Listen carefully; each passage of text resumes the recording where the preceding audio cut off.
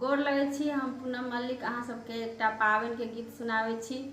मधुश्रावणी पाबनि आबऽवला छै तऽ गीत सुनू अहाँ सब और आनंद लिअ।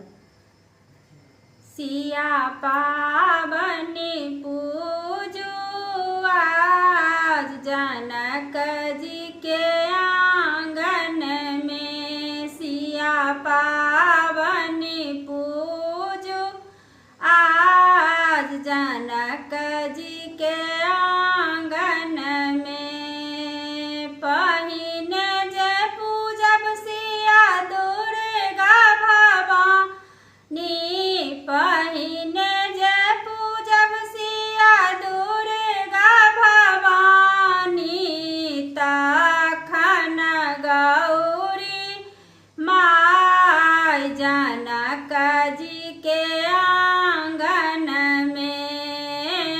तखन गौरी माय जनक जी के आंगन में। तखन पूजब सिया नागह बिसहर, तखन पूजब सिया नागह बिसहरी, तखन कुल परिवार जनक जी के आंगन में। सिया पाबनि पूजू आज जनक जी के आंगन में। दुर्गा जे देलन सिया के नैहर, सासुर गौरी देलनि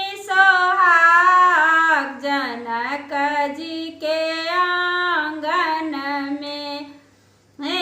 गौरी देलनि सोहाग जनक जी के आंगन में। बिसहर जे देलन सिया के भाई सहोदर, परिवार देलनि आशीर्वाद जनक जी के आंगन में। सिया पाबनि पूजू आज जनक जी के आंगन में। सिया पाबनि पूजू आज जनक